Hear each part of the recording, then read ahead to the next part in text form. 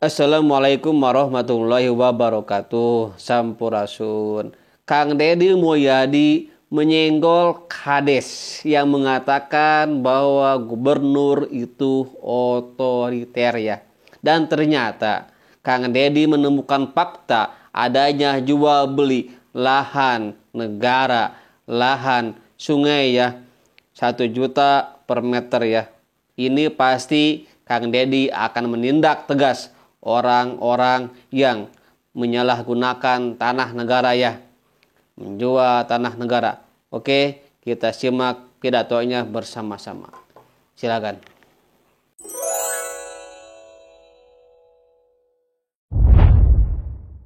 Massal dan paling efektif serta tidak mengorbankan terlalu banyak tanah adalah kereta api. Jadi misalnya di Kota Bandung mungkin ke depan kita kembangkan itu. Urusan komunikasi dan informatika ditunjukkan melalui indeks keterbukaan informasi publik sebesar 85,22 poin. Indeks sistem pemerintahan berbasis elektronik SPBE sebesar 4,73 poin. Ini rata-rata kabupaten kotanya belum terkoneksi dengan baik. Urusan koperasi dan usaha kecil menengah ditunjukkan dengan realisasi presentasi sebesar koperasi yang berkualitas sebesar 33,12%. Presentasi UMKM yang naik sebesar 78,25%. Khusus untuk koperasi, kami menyampaikan ini bahan koreksi dan bahan pidana ke depan. Saya nyampaikan kemarin ke kantor wilayah BI. Di berbagai daerah, itu apalagi di dekat perusahaan-perusahaan, pasti ada koperasi namanya KOSIPA. Koperasi simpan pinjam. Kalau orang Kerawang pasti senyum. Kelihatannya seperti koperasi. Tetapi sesungguhnya itu adalah rentenir yang berbajukan koperasi. Tidak ada anggota yang nyimpan uang di situ. Yang ada adalah yang pinjam. Jaminannya biasanya ATM para pegawai pabrik, para pensiunan. Dan kemudian negara ruginya 2. Mereka memasang tarif bunga 10%. Mereka tidak bayar pajak. Sehingga di Jawa Barat banyak orang yang datang tiba-tiba punya uang 1 miliar asal mau gebrak-gebrak orang. Dalam 1 bulan dia tergaji 100 juta. Dan itu melahirkan orang cepat kaya. Orang cepat kaya ini melakukan kekerasan kalau nagih. Dan kemudian mereka tidak bayar pajak. Rugi perbankan yang dibayar pajak dengan bunga rendah. Tetapi untuk perbankan sendiri secara terbuka saya sampaikan di sini. Saya meminta sebagai pemegang saham mayoritas di Bank Jabar untuk menurunkan bunganya.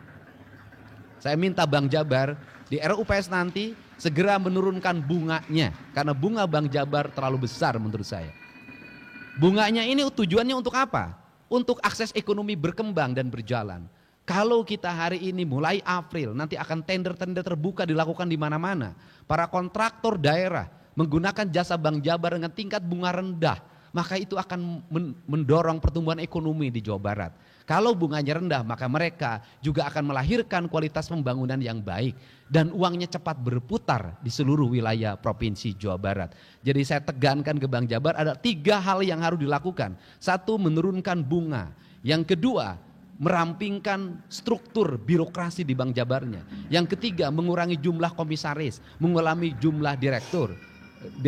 Yang keempat adalah menurunkan biaya operasionalnya yang mencapai 90%, itu harus turun ke angka 45%. Kalau itu dilakukan, maka dividen Bank Jabar akan meningkat ke depan. Dan berikutnya, kalau kira-kira CSR menimbulkan masalah dan disalahgunakan, lebih baik CSR itu dimasukkan ke kas daerah, menjadi pendapatan daerah dan menjadi dividen. Dan itu menjadi angka pembangunan. Karena ketika CSR itu kebijakannya politik, seringkali terjadi penyimpangan dan penyalahgunaan atas nama CSR. Ini RUPS-nya akan dilakukan di bulan April ke depan. Ini komitmen saya, termasuk juga Bank Jabar harus melakukan restrukturisasi terhadap jumlah kantor. Kalau kantor cabangnya tidak produktif, maka ditutup saja. Hanya kantor-kantor cabang yang produktif. Dan kemudian titik tekannya adalah pembangunan, pengembangan, fasilitas yang baik justru harus ada di kantor-kantor cabang. Saya tidak meridoi lagi Bank Jabar membangun menara di Jakarta yang tidak ada manfaatnya bagi pelayanan terhadap masyarakat. Waduh, Kang Dedi, evaluasi Bang Jabar ya. Ada apa ya? Jadi teringat kasus 70 miliar ya. Iya Pak, evaluasi Pak, biar tidak ada korupsi di sana. Biar tidak menjadi sarang koruptor ya Pak ya. Jawa Barat bebas dari korupsi ya. Jangan sampai kayak kemarin ikut-ikutan korupsi ya. 70 M. Oke, lanjutkan.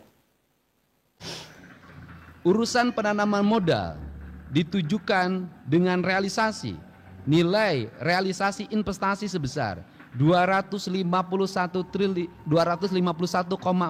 triliun rupiah dan indeks kepuasan masyarakat terhadap pelayanan perizinan 91,81 poin. Saya sampaikan di Jawa Barat ini lebih banyak pabrik yang masuk dan menyerap tenaga kerja dibandingkan jumlah orang yang di PHK. Ini yang harus jadi catatan penting. Urusan kepemudaan dan olahraga ditunjukkan dengan realisasi. 1. Angka partisipasi kepemimpinan pemuda sebesar 36,67 poin. Angka partisipasi masyarakat berolahraga sebesar 61,40%. Peringkat Jawa Barat pada multi event nasional termasuk peringkat 1 ya, juara PON ya. Urusan statistik ditunjukkan dengan tingkat kematangan penyelenggaraan statistik sektoral 3,007 poin. Urusan persandian ditujukan dengan indeks keamanan informasi yaitu indeks kami dengan 642 skor. Urusan kebudayaan, nah ini sandi ini yang paling dekat, yang paling banyak dipakai adalah sandi menjelang lebaran. Kalimat sandinya begini, ayak meren, itu sandi itu. Ini saya jelasin ya. Pada waktu ada kepala desa yang menentang ketika daerah aliran sungainya di Gabus Bekasi itu dibongkar. Saya menyatakan ke kadesnya, oh ini nggak ada sewa-sewaan segala macam. Saya katakan ayak meren. Ternyata 2 hari setelah itu saya menemukan orang Sumedang tinggal di bantaran sungai itu membeli tanah di daerah aliran sungai itu sewa 1 juta per meter. Dia sewa 7 juta per meter per tahun. Jadi bantaran sungai itu kenapa penuh dengan rumah, dengan toko, ayak meren. Itu bayangkan kalau di Bekasi itu ada 1.000 bangunan kali 1 juta, berapa puluh miliar itu uang yang beredar. Makanya mereka menolak dibongkar dan saya dianggap otoriter karena ayak merennya terganggu. Berani sekali ya kepala desa menyerang gubernur. Ini bawahan kepala desa malah menyerang gubernur. Bupatinya saja mendampingi gubernur untuk menormalisasi sungai ini. Kepala desa malah menyerang gubernur dengan mengatakan bahwa Kang Dedi gubernur otoriter, sing horeng ayak meren. Nyatanya, faktanya ada jual beli tanah ya. Kalau terlibat aparat dalam penjual belian tanah, ini harus diproses, harus dipidana ya, karena telah melanggar aturan hukum ya. Oke, siap-siap kepala desa, Anda akan diproses. Apakah Anda terlibat? Oke, sekian, terima kasih. Wassalamualaikum warahmatullahi wabarakatuh. Sampurasun.